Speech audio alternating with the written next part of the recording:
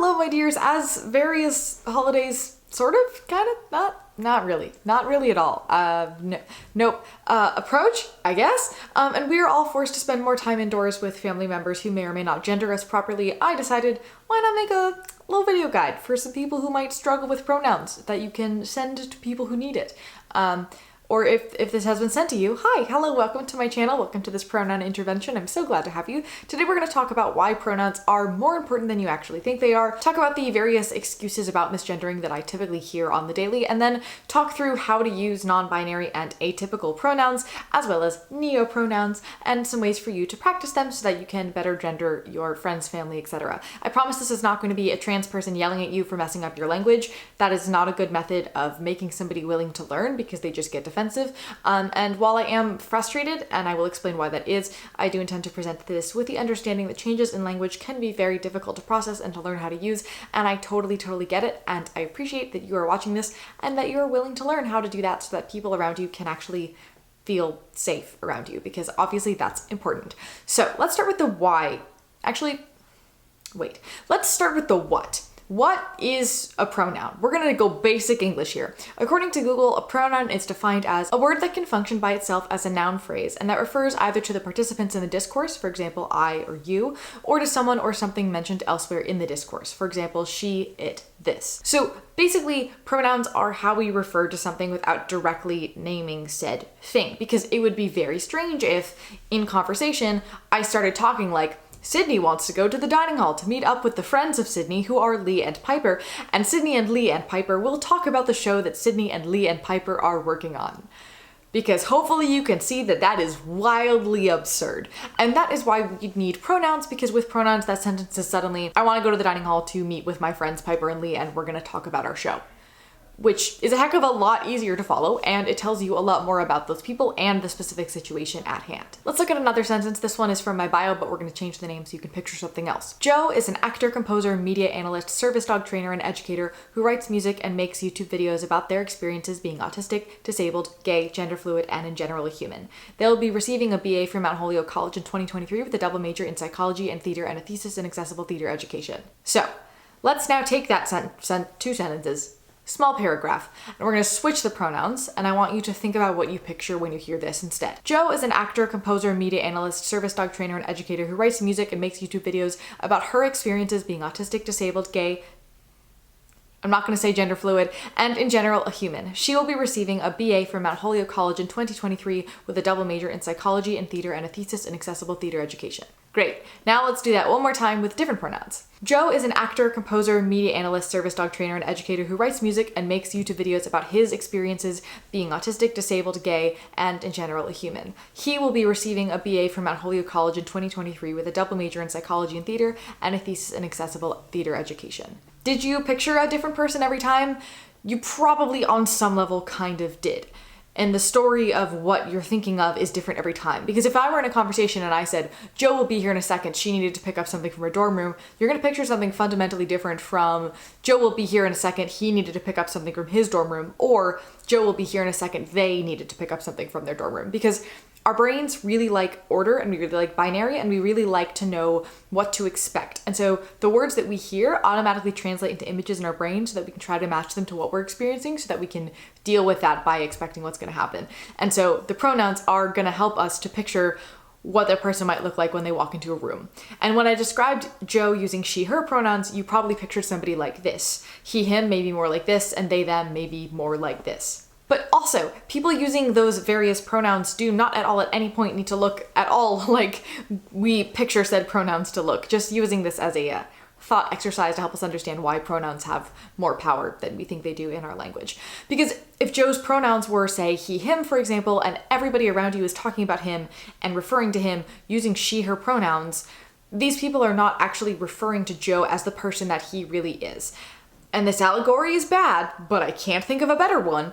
It's kind of like continuously referring to your dog as a cat and absolutely refusing to call it a dog and saying it's too much effort to call it a dog and just saying that it is a cat. Like, that's just blatantly wrong, and you're ignoring the very core and obvious point of the fact that the dog is not a cat. So on the surface level, misgendering someone by using the wrong pronouns is an issue because you're just blatantly not acknowledging who that person really is and a huge part of their identity.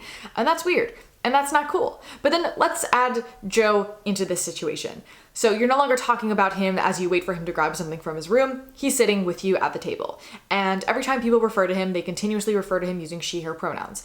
Now, not only are you ignoring a huge part of who Joe is, identifies as a man here, but you're also making him feel wildly uncomfortable because he now has to sit there and watch it happen and know that you are ignoring a huge part of who he is, and the person that you're talking about just doesn't exist.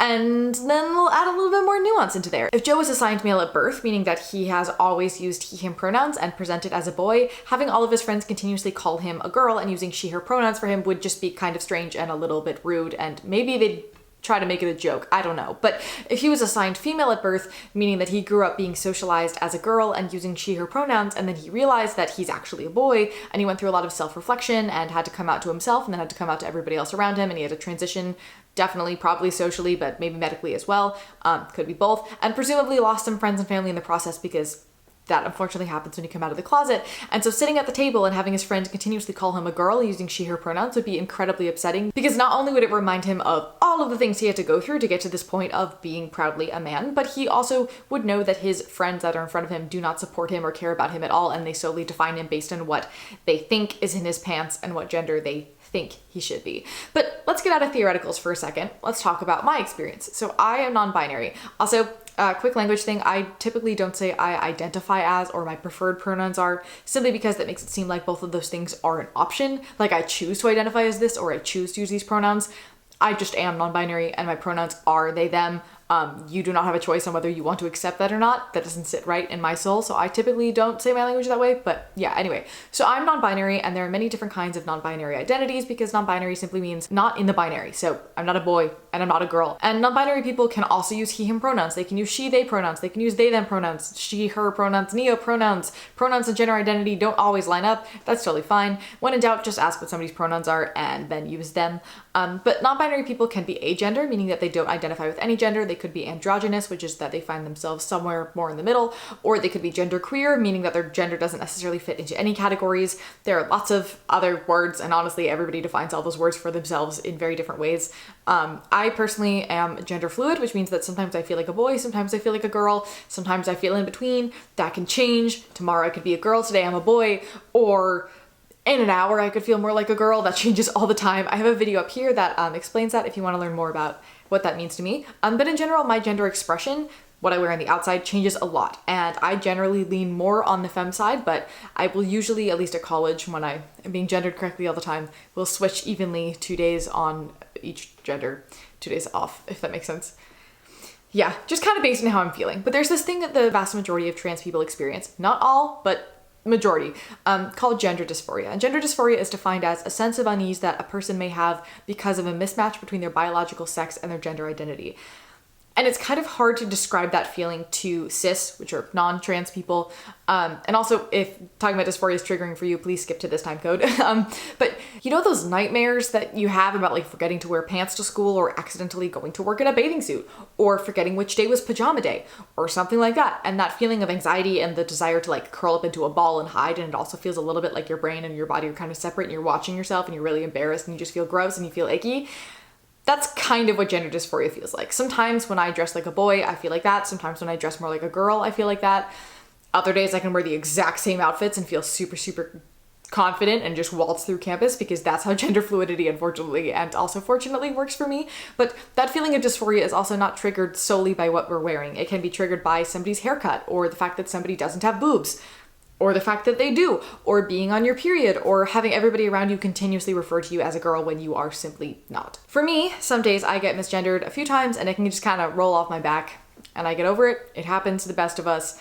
I look like a picture perfect definition of a girl half the time. But other days I get continuously referred to as a girl, and it makes me so dysphoric that I feel the need to put on the baggiest clothing I own and stop talking to people because I start to feel physically ill and I hate my body. And often it's somewhere in between. But I've noticed that in environments where I'm constantly, continuously misgendered, I feel significantly more dysphoric and physically gross putting on femme clothing like dresses and skirts and bows that I normally love and adore, because I feel the physical need to distance myself so much from the feminine parts of me just to survive. And it sucks. For many people, also dysphoria, it's important to mention, can get so bad that it will cause them to end their lives. That does happen a lot. I also find that misgendering hurts a lot more from people who are directly close to you than it does from random strangers, which does make sense if you think about it, because when people close to you treat you as subhuman, that hits differently than a random person on the street. But what I'm trying to say with all of these things that I've just said is that people will often complain that learning to use different pronouns for somebody is very difficult for them to do, and they don't really bother. Or they say that they are trying and then they never try. But those people don't realize that somebody might physically change who they are and how they interact with the world because you refuse to learn how to use like 3 words properly in a certain context. And I know that some people will probably respond to that being like, well, then trans people really need to work on not letting words get to them.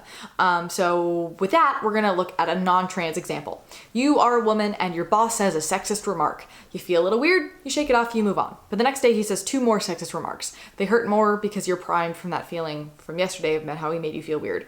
And over time you become more and more hypersensitive to all the sexist things that he's saying until you start to feel gross and you really don't want to go back to work anymore because it doesn't feel like a safe environment for you. That's reasonable, that happens all the time, unfortunately.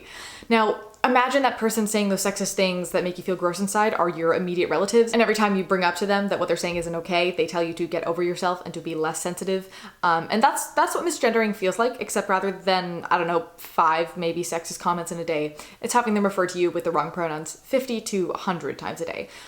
So you can understand how over time that would make somebody want to crawl out of their skin and run as far as they possibly can. But honestly, all of these explanations and descriptions of the trans experience don't need to be here. I'm hoping that they help you to understand why the correct pronoun usage is important and the effects of not putting in the effort to use it. But all of that aside, using somebody's correct pronouns, it's just basic human decency. It does not take that much effort, though for some people it may take a little more, and that's totally okay. It is a fairly easy language change that just takes a small bit of thought, and not putting in that effort at all is rude and disrespectful and frankly transphobic. And for what it's worth, I do know a lot of people who are like, I'm an ally and I support trans kids, and then just refuse to correctly gender people who don't use binary pronouns, and I need you to understand that that is still very much transphobia no matter what you have to say about it. And if you want to support trans people, the simplest thing that you can do is acknowledge people's existences. It's genuinely not that hard. And the thing is, trans people also understand if you mess up sometimes. Like, we're not going around being like, everybody who misgenders somebody should be burned at the stake. You guys are all terrible people. Like, I know that for somebody whose daughter came out as their son at the age of 23, it's going to take time for those parents to get the pronouns right because they've known this person using she, her for 23 years. I also know that somebody might see me in full skirts and whatnot and refer to me as a girl because I visually fit the exact stereotype of what people think girls are meant to look like the 1950s aesthetic of it. And we also understand that pronouns like they, them, or split pronouns or neopronouns can be a little tricky to wrap your head around, which is why we're going to talk about those in a little bit. And we know that you're going to mess up sometimes, and we get that. But we can also tell when somebody doesn't even bother to put in the effort to learn to change their language to then respect us as human beings. And I cannot express how quickly that makes our brains just go, cool, you're not a safe person to be around and you make me feel really gross about yourself. I'm just gonna try to end this relationship as best I can and walk in the other direction. And that's how parents lose children all the time. They get excommunicated specifically because of pronouns. And I can say just from the environment of this college and the fact that most people here use they, them pronouns, that happens way more than you think it does. So I guess what I'm trying to say is thank you for taking the however long this video is amount of time to learn. Again, it is basic human decency, so it feels weird to thank you for it, but we still very much appreciate the effort. Also, if you mess up pronouns, it happens to the best of us. I can think of at least 3 different times today that I have messed up pronouns. You don't need to do a whole like, oh my god, I'm so sorry, I didn't really mean to, monologue, whatever. You can simply just go like, I'm gonna go see Sydney at their room in 5 minutes. Quick sorry, quick correction, off you go, continue the conversation, not a big deal. Language is hard, brains are hard. Also, she and he are remarkably similar words, so we understand. And again, take the effort, show that you're making the effort, and we're all good. As long as you show that you're making effort, that's what matters. But before we get into the different kinds of pronouns and how to practice using them, let's talk about all the excuses that I hear all too often as to why people say pronouns are too difficult or they're bad at them, and that's fine, apparently. The most common one I get is, it's also new to me, or my brain is old and it can't figure it out.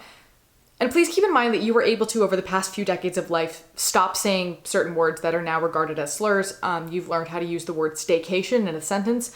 You've learned how to send an email, and also it's important to note the singular they them pronoun has been traced back to usage in 1375, so it is not anywhere near new, and you for sure used it without realizing it. And again, we acknowledge that it is different and it is difficult for some people. We get that. I know that the first person I met who used they them pronouns, I got stressed out because I was so nervous about messing it up, but then I figured it out within like 2 days of knowing them, and I realized it was easier than I thought. And now using binary pronouns like she and he make me feel like they're just fundamentally wrong. Like my brain is just like, those are incorrect. So that's interesting. Also, if you want to learn the science behind gender, if that would help you to understand all the things at all, I do have a video up here about that. Another excuse that I hear about a lot is, oh, I don't use pronouns. I only use people's names. And first of all, in that sentence alone, you use 2 pronouns. So nice try. And second of all, you do use third-person pronouns even if you're not majorly aware of that fact, because I'm going to give back Sydney's car keys after Sydney let me borrow Sydney's car so that Sydney can go to work tomorrow is an absurd sentence that you would never say. And that also still has the pronoun I in it, so you're still using pronouns, and we see right through this excuse. Honestly, this one bothers me way more than the like, oh, it's really hard and difficult excuse, because with that one, it's really easy to be like, I know it's hard and it can be difficult, but also let's learn this together because it's worth it. And this one is just like, no, you're saying absurd things that are factually wrong, and I don't know what to do from here to change your mind. It feels very much like a, well, I can't do this wrong because I don't participate in it, so I don't really care. And you do participate in it, and denying that, it feels gross. And again, these excuses are very surefire ways to make sure that trans people don't want to talk to you or spend time with you anymore because they don't feel safe around you. So with that, with all the things we've learned about today, let us talk about how to use atypical pronouns and some ways for you to practice them. First, let's talk about the singular they. Those are my pronouns. I use they, them. This is the one that everybody tells me constantly is like, oh, this is brand new, despite people regularly going, oh my gosh, somebody left their wallet on the ground, and therefore being wildly capable of using the singular they. You use it very frequently. For some people, it is easier to practice it by thinking of it as the plural just to begin with to get the grammar right, and then over time you're going to stop thinking about it as plural and it doesn't really matter. I've seen memes that are like, the NB doesn't stand for non-binary, it stands for 9,000 Bs, and that's why we need they, them pronouns. Or you can think of a person as them walking around with all of their genders walking beside them, for example. For me, I've recommended thinking of me with my service dogs that I train. I occasionally have them, I occasionally don't. But that also works for some people, so whatever works best for your brain. I also know some older people who both have trans grandchildren, and they will call each other once a week to talk about how their grandkids are doing so that they can practice using the correct pronouns regularly. I also once worked with a musician on a project who decided that her cello used they, them pronouns, so her parents could get used to using they, them pronouns for something that they didn't that didn't have feelings if they messed it up, so they could easily transfer that to a human later on. You can also write stories or tell stories using non-gendered characters or just journal a lot. Genuinely, whatever helps you to practice and to learn. I have found that in general, after like 6 hours of working on pronoun usage, it becomes pretty natural to you and you genuinely don't think about it anymore.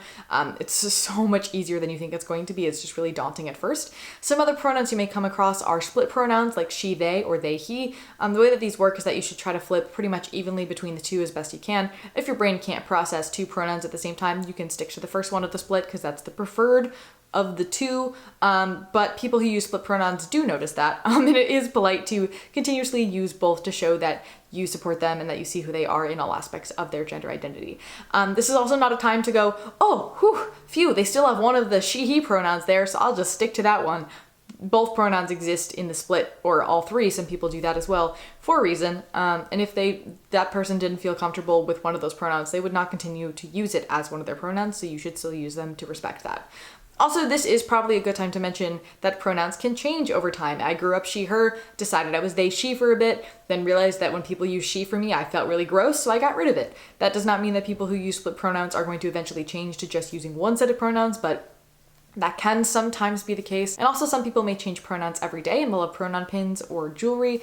That's also a thing. When in doubt, just ask. Ask them how their pronouns work. It's pretty simple. You also may find some situations where you know somebody uses a certain set of pronouns and then in a different setting use completely different pronouns. This is usually because they are closeted in one of those 2 settings.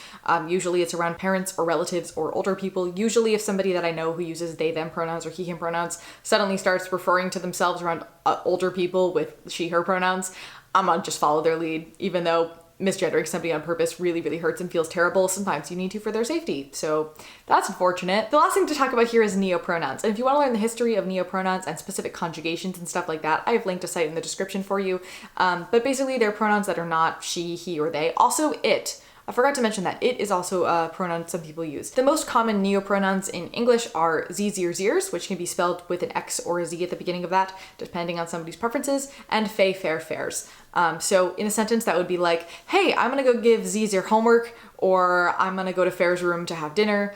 There's also neopronouns in other languages. For example, il in French, which is a combination of il and elle, because they don't have a non-binary option, so they've combined the two. Every language is changing how it can best change to be gender inclusive right now. It's a very interesting thing from a linguistic perspective. But anyway, I hope that this guide was helpful. I hope that you learned something and feel prepared on like where to go from here in your journey of changing your language. I want to thank you for being willing to listen and willing to learn, even if it wasn't entirely the most voluntary thing. And it also feels really weird to thank people for basic human decency, but still, thank you. Regardless, I will include some of my videos about gender below if you want to learn more about my gender identity or gender as a whole. And I hope you have an awesome day. I will see you, my dear, in the next one.